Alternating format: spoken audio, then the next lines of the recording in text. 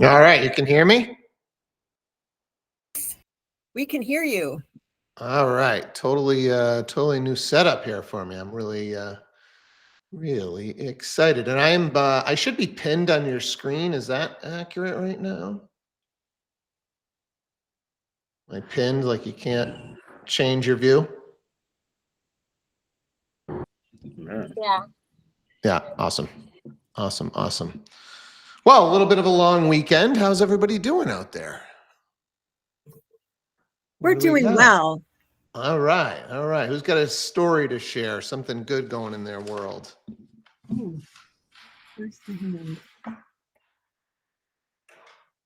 Go ahead, Linda. We are so excited because we have a brand new listing in St. Petersburg, lovely home, and the sellers moved out of state, and they were very, very sensible and made the great decision to have the whole home staged. And our stager, she just did such a gorgeous, stunning job. We were getting calls from all over the place from people who wanted to come and use it in their videos just for social marketing. I mean, it really was beautiful. We had 12 parties come to our open home on Saturday, and the first people right in the door who were waiting for us to unlock the door wrote a full price cash offer. Lovely people, and they had been looking in this community for over a year. So very, very joyful, very, very thrilling, and we were so pleased to be able to deliver that great news to our sellers who no longer will have to be carrying two homes. Awesome. That is a good way to start the show. Who else has got something? Who else is at that same level? Come on, people. Somebody else share us something. There we go, Lauren. What do you got? Not real estate, but it is my youngest daughter's 10th birthday. So now I've got two girls, double digits. All right. Happy birthday. How about let's just switch over to some real estate. Somebody have something going on one of their deals or something that you learned over the long weekend that you might want to share?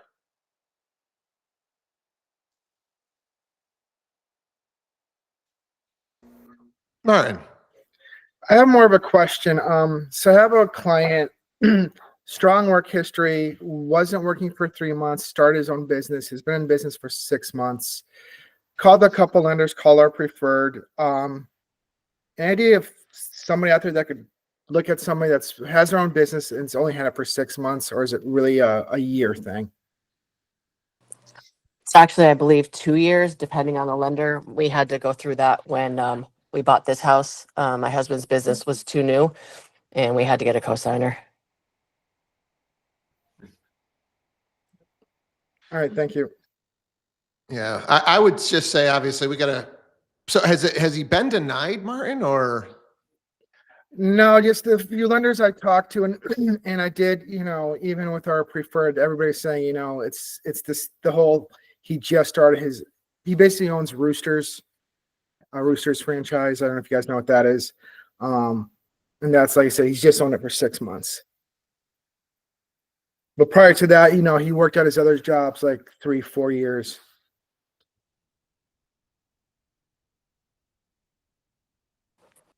This is kind of a prime example of why we tell our clients who are looking for homes not to make any switches until either A, they've talked to the lender, or B, have, found the house. Yeah, I feel like there's definitely exceptions to that 2-year rule. I feel like a lot of it has to do with, are you staying within the same industry? Are you doing something similar? Did you go, were you an employee, salary, and you're moving over to something else that's salary versus going salary to commission? So there's a lot of different variables. But obviously, I would think I would just be talking to some more lenders and just, try something local, try some different parties, just keep trying and see if you can make any progress. Maybe somebody's willing to do something. Amber. The only thing I can think of is if the franchise was already running and has some past history, that might help.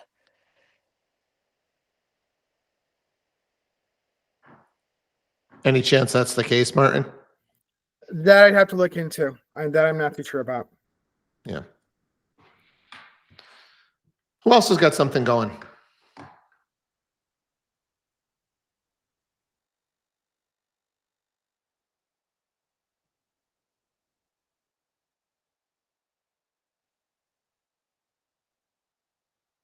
Quiet weekend for you guys. We can get back into, oh, go ahead, Martin. What else you got? No, just I had an ISA lead. It was one of those one and dones, which is really, really nice. Got set up, and those are always nice to have. Wrote the offer or also got it accepted? We're in the final stages today. We should know. It's a number everybody seems to be agreeing on, so I just waiting for the signature. Nice. Anything in particular that you did, first showing? What'd you do prior to the first showing? Let's just kind of talk through some of that stuff.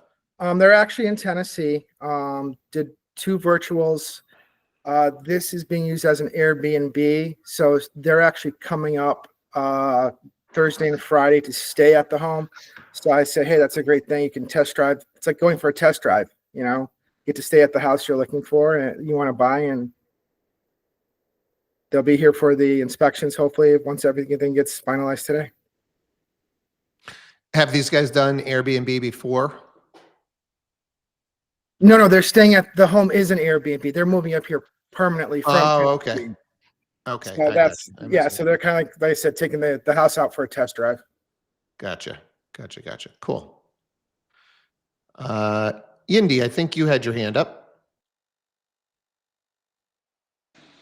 Yeah, I was gonna look more into it first, but so I'm pretty much under contract, but my buyer has a question where there's a solar panel, but it's not active. I spoke with the seller, who pretty much just like flipped the home, so he doesn't know who the solar company is. So my buyer's question was just that, is it something that we can look into to see if we can hire a different company to activate it, or do we have to find out who the previous solar company that installed those solar panels? So I've never seen an inactive system like that. I think a lot of it's going to have to do with, do you know if they own that system or if it was a leased system? Yeah, the seller doesn't know if it was listed or owned. He just pretty much bought the home and flipped it, because it was a home that apparently that had a fire, so he doesn't have any information about the solar panel. Go ahead, Amber. Indy, did you say that they bought the house with the solar panels? Because in the old listing, the solar company may be listed on that. It seems weird that it was just never activated unless the company went out of business, because there's a few that have. No, yeah, it's a non-working solar panel. And the current seller has no idea.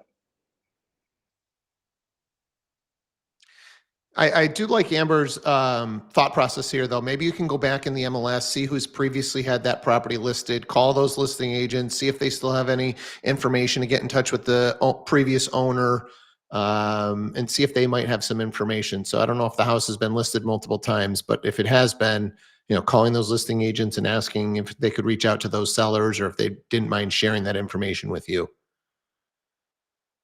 All right, sounds good. Thank you.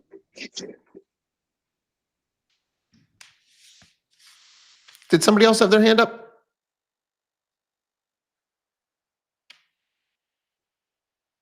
Go ahead, Margaret.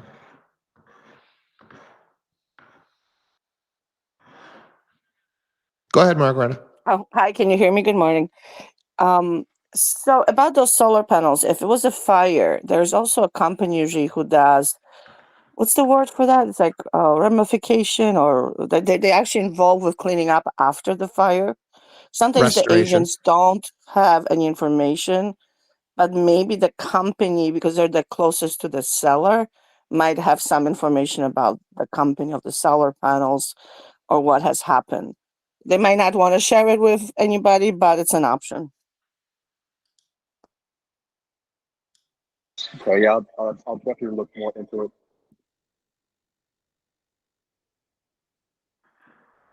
Anybody else on the solar panels?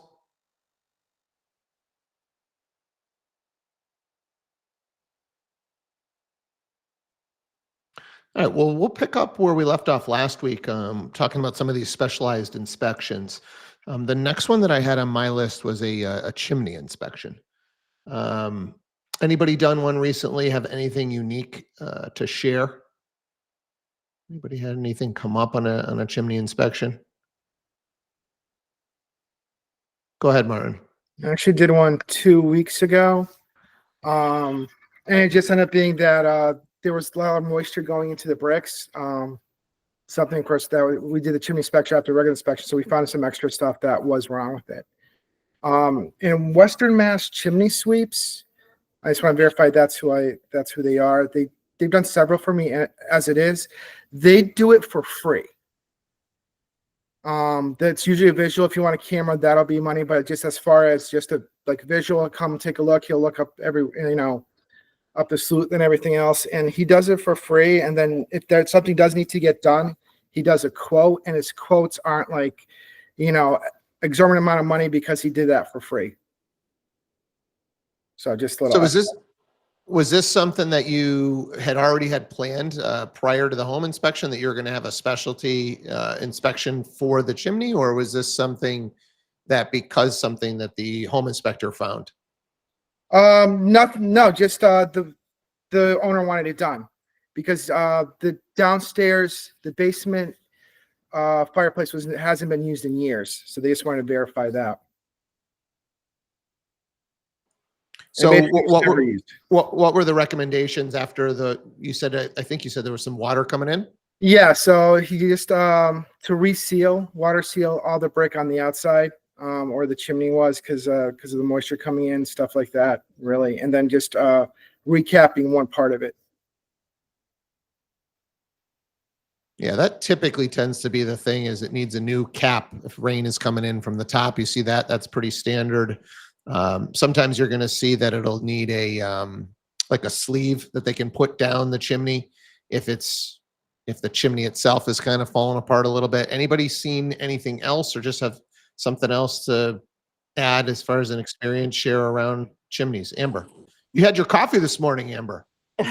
No, I'm finally feeling a little bit better. So a lot of times it's the flu. A lot has changed in the last, I don't know, 10, even like 3 years, where the flue has to have a specific liner.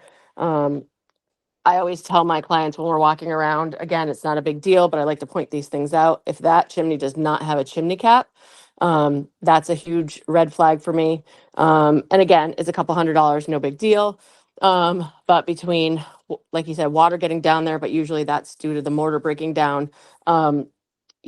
Especially with trees around, you got the bats and flying squirrels and birds and other critters. Lauren. You also see repointing being called out a lot, where just some of the mortar needs to be replaced or refilled. It's washed out, kind of like grout and tiles that over time washes out. Yeah, and those are pretty standard and not too costly to do. Margaretta, you had your hand up.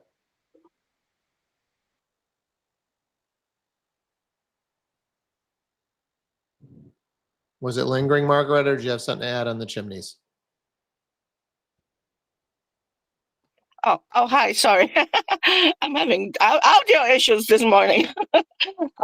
So when you guys talking about the cap, you're talking about the actual thing that like no critters will go into the chimney, right? Yeah, it's Yep. usually silver or black, and it's actually should be professionally attached to the top of that chimney. Yeah, and I actually had a problem with one of my houses that I didn't have that, and it would really stuff up the whole chimney with dead animals, which was obviously a major safety issue because I guess the birds would like to go in there and other stuff, and then eventually because they will die and fall down, and you can't really clean it up because it just piles up the chimney and there's no airflow. It's a serious problem, so highly suggested to do that. Yeah, a lot of times they'll make nests up there. And then birds will fly down that chimney and either come out where the clean out is, which is what happened to us, or it will come out right through the squirrels too. Can't tell you how many calls we've gotten about birds in the fireplace or squirrels in that fireplace. So it's a good thing to have. Yeah, I mean, when you look at your typical chimneys, I would say most of them don't have this. So it's going to come up on a lot of inspections. It's not a have to have, but it's one of those, probably should have type of things. Anybody else with an experience to share around the chimneys? Anybody done any repairs or had anything weird come up on repairs or anything like that? And then just with my new setup, I'm curious. Right now, the HVAC is blowing pretty hard. When I'm not talking, is it picking up? Like if I don't talk like this? No. It's not annoying? Okay, cool. All right, next one that I had was radon. So I had air and water jotted down here. So obviously, there's a couple of different levels of inspection that you can do with these radon tests. There are like digital boxes that you can put in your basement. I don't know how long those have got to sit there. They might all be about 48 hours. So let's see what you guys have to share. And then there's like a cheaper version as well. So let's hear. Go ahead, Amber. Amber, you might just have to host the show. Yeah. I do a lot of this. I have an inspector that his mother-in-law does the radon. So I have never bought a house without it. And the box one, they usually leave 24 to 48 hours, and it's a running total. It's like an hourly scan. And then they average that scan. The other one, it's like this little disc thing that they put in, and it kind of just gives an overall score. I prefer using the machine. Actually, SIS has one in a house that is no longer under agreement. But anyway, those, I actually did one where the levels were off the charts high. I went back to listing agent and said, listen, we did the radon, blah, blah, blah. And her response, they did put a radon system in, but her response was, oh, out here, they can be triple that. I think the normal EPA regulations are under 4 PCM or whatever. And this one was like 20 something. And she told me it was not a big deal. We definitely got it put in, but I've always done it, and I always recommend that my clients do it. I guess in theory, it's supposed to be a little bit more prevalent in the hill towns or rockier ledge, but I don't know. I know it's not good for you, and I don't think it hurts. It's one of those things. If a client's asking, we just want you guys to be educated. Megan, I don't know if you're in a position to share it. I feel like you had something weird happen with a radon where it got off to like a high start or something weird, and then that affected the remainder of that radon test. Is that? Can you refresh my memory? Did something like that happen? Yeah, just over this past summer, we looked at there was one, it was I don't know if it was an abnormality or something to do with the test itself, the system itself, but basically it came out at like the initial draw was like at a 30, but then the rest of them were, 1 to 1.2, 2. So nothing after that initial reading was over the acceptable limit. But when they averaged everything out, it came back at like a 5.6. So within a range where typically the seller would need to do a system. But luckily we got a copy of the report, and I said, well, why? I'm like, I looked at the whole thing and I questioned them, and then they came out and they said, yeah, it's something wrong with the tester itself. So I just want you guys to keep that in mind when you have that that's that machine that's taking the digital readings every so often, right? Look at the whole report. In this case, it was averaging well under the 4, which is the recommended where you got to take action, but it had something early that affected the scores. And then, now it looks like you've got to put a system in. So, Amber. Another thing that will make that number change is that you're supposed to keep all doors and windows closed. And a lot of people don't listen to that, especially when it's hot in the summer and they don't have AC. And that can make that system or those numbers change. I prefer to do them in houses that are empty, so we don't have that problem, but sometimes you can't help that. Margareta.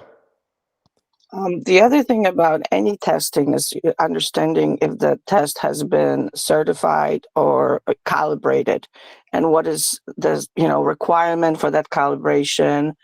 It's a technicality, but being an ex-engineer, it's always been a big thing for me. And some days people don't realize that like those things need to be calibrated and ask for a certificate, because some of those inspectors, they might just kind of cut corners because there's probably costs involved with that. Just FYI. Good. Anybody else on the testing side?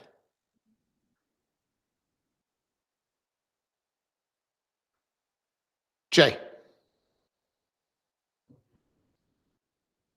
Yeah, I think typically you'll see levels spike when it's really cold or after a heavy rain. And then also if you have an open sump pump where it's not contained, you can get radon leaking in through there. So sometimes you don't even need a full remediation system. You just need to take a look at that sump pump if it's open. Yeah, so let's talk remediation now. I don't know if anybody wants to chime in. Has anybody done one recently? I know there's a couple of different avenues for the remediation. Amber. So I had that happen actually where there was a closet next to a sump pump and there was no cover on it, which made the levels go a lot higher. So we redid and it did go down, but was still high. Most of those systems are fairly cheap. I've never seen one over, $2,000. The problem people have is they don't retest to make sure that the system's working. So even if there is a system already in the house, I do recommend to my clients to have the levels redone. So you're saying if you got a Lost you, Steve.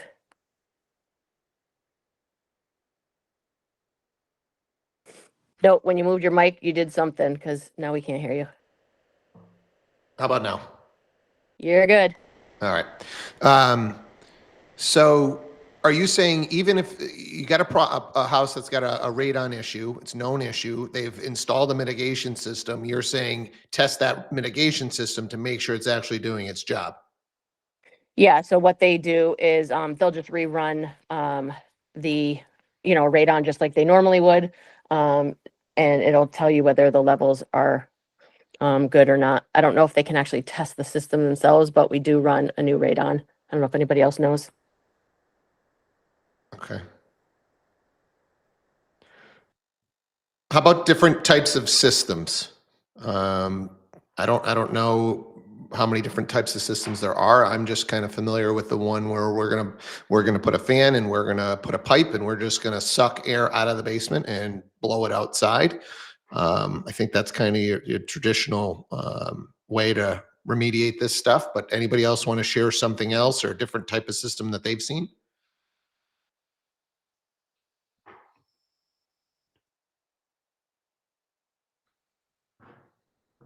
That may be the only way to do it. Maybe it's just that's, but great points about the sump pump thing. If that's the cause of the problem, that's obviously gonna be a lot cheaper to fix that issue. Anybody else, and I see your hand, Martin, anybody else aware of anything else that might be affecting a radon reading where we might need to not put a mitigation in system in, but we can fix something else besides the sump pump cover or sump pump, well situation. All right, Martin, go ahead. So my question is, I showed a home this weekend, did have a radon system, but it was covered because the basement was finished. So you can't see that little leveler. You know what I'm talking with the red dye or whatever it is in there. What would you recommend on something like that? Because you really can't tell if it's working or not, or if your levels are high or not, if it's all covered. You just you just have someone come out who does radon and have them run the test for the 24 or 48 hours to see if the numbers are held steady. I mean, obviously they're not gonna be able to check it unless, usually those, even in a finished area, that pipe with the leveler or whatever, that where you can see it, is usually visible. I don't know if it has to be, but it should be. But if it's not, then regular testing, I guess, to make sure that it's working. Yeah, that was my question. Because like I said, everything's finished. You can't tell what's going on with it. That's, is the fan working? Is it not working? Who knows? Anything else on the radon mitigation or the tests or? I will say, I don't know how accurate these things are, but I put a detector in my basement. It's called Air Things. So I think it does smoke, carbon monoxide, and radon. And it kind of gives me a reading. I've got an app on my phone, and it'll alert me if it gets high. So, if you do have a family that's got some concerns around that, that could be something that they could look at. To just give a little bit of peace of mind. Margareta. Just to get back to the prior comment, I know that he just saw the house, but if you do go under contract and you have an inspection, I would wonder if the inspector would have any ideas how to check that more thoroughly. They might have some few tricks up their sleeve. Yeah, the device Martin was called Air Things, or that's the brand, Air Things, I believe. And it wasn't that expensive. It was like, I need a carbon monoxide detector down here anyway. Might as well just get the one that tests all this extra stuff. So.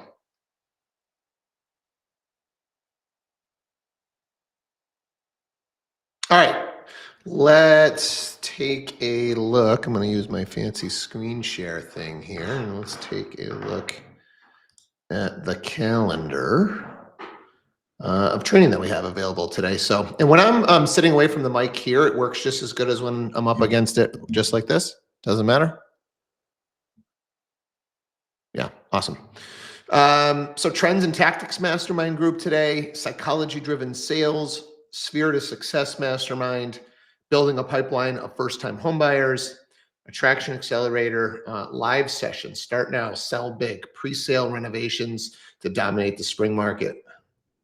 And then serving your sphere. So a couple of different sphere things today that are on the docket. So go take a training, come back, share with us what you learned tomorrow. But hopefully you guys are raring to go. I feel like things are definitely picking up a little bit, and I'm excited to see what the spring market's going to bring us.